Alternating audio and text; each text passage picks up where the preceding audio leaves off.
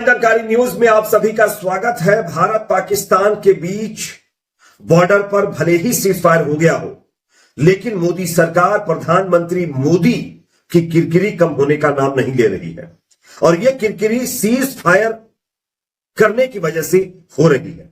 अब खुद बीजेपी और मोदी जी के अपने चाहने वाले भी उनसे सवाल कर रहे हैं कि आखिरकार 56 इंच वाली छाती कहां चली गई?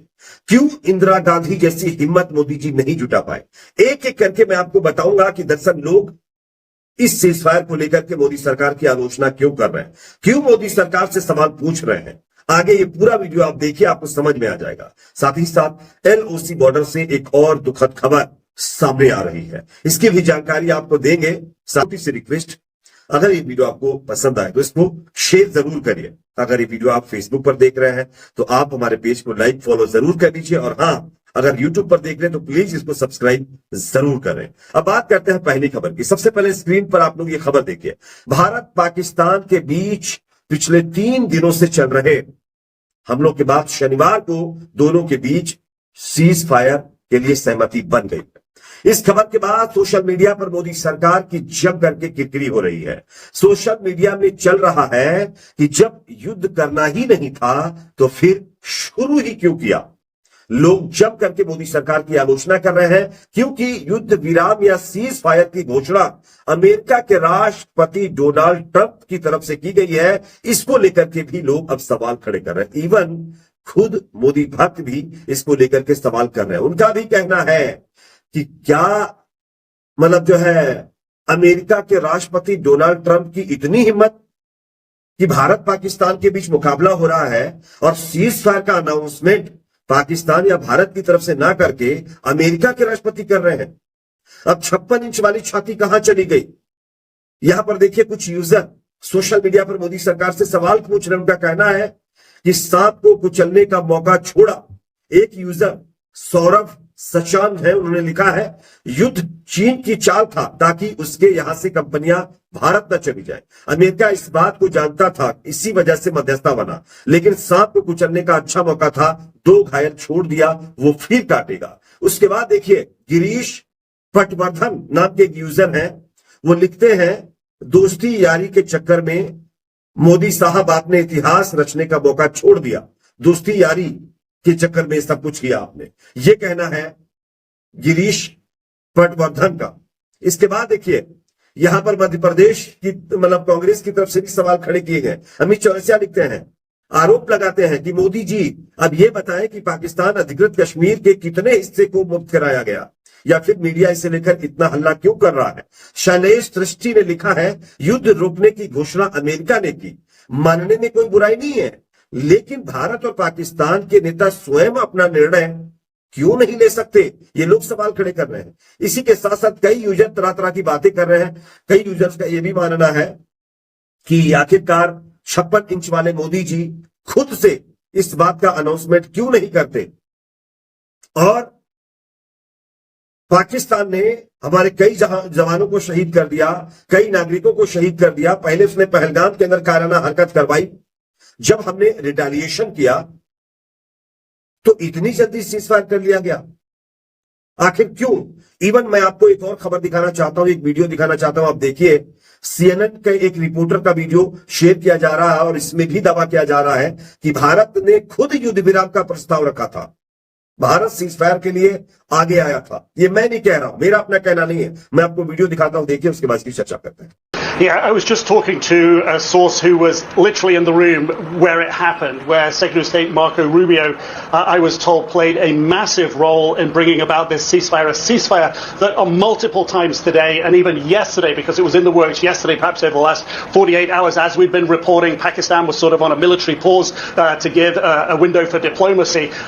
What I understand from this source is that that was blown out of the window early this morning when India attacked 3 air bases, one of them here in the capital, just on the outskirts of the capital.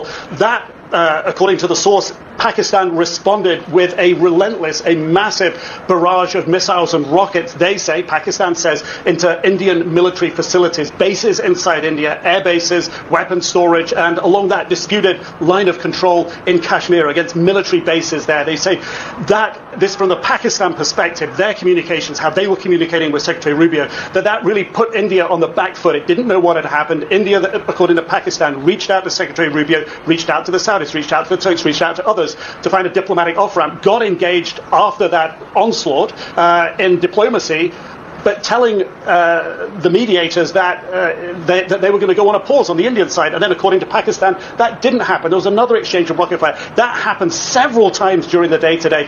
And it was only in the last couple of hours before this ceasefire came into effect, just about an hour or so ago, that there was enough of a pause to call it and say that this was real, that enough diplomacy and leverage had been put on both sides to get them to stop here. Now, the key is video में एक journalist खुद ये बता रहा है कि CNN की ये रिपोर्ट में कहा गया है कि भारत ने खुद सीजफायर का प्रस्ताव रखा था।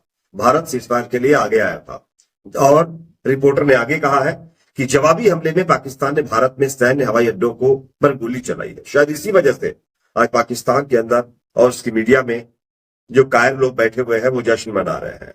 अब अगर ऐसा है तो इसकी भी जांच होनी चाहिए। क्यों किया गया ऐसा, क्यों हुआ ऐसा? हमारे देश के बहादुर जवान मुंहतोड़ जवाब पाकिस्तान को दे रहे थे।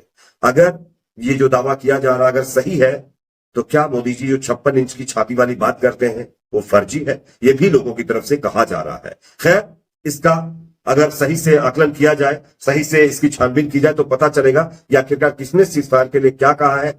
इस पर आप लोग क्या सोचते हैं कमेंट सेक्शन में जरूर बताइए। एक और बड़ी खबर दोस्तों आ रही है, पाकिस्तान की सेना की तरफ से एक बार फिर कायराना हरकत LOC बॉर्डर पर की गई है और जिसमें 6 करीब लोग हमारे बीच नहीं रहे हैं और 20 से ज्यादा लोग इसमें घायल हो गए हैं।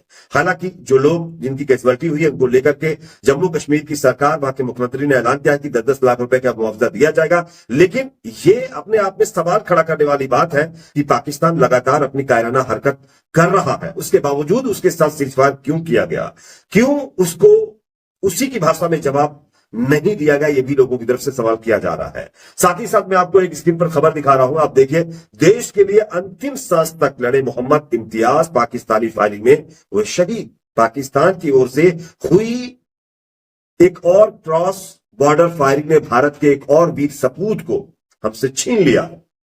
सब इंस्पेक्टर मोहम्मद इम्तियाज ने RS-पुरा सेक्टर में मातृभूमि के लिए सर्वोच्च बलिदान दिया।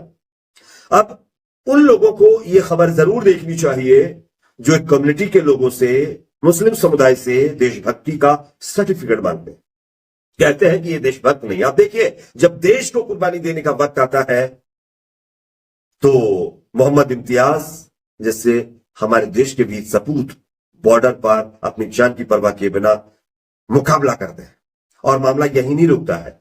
देखा कि सोफिया कुरैशी जैसी कर्नल भी पाकिस्तान को मुंहतोड़ जवाब दे रही थी।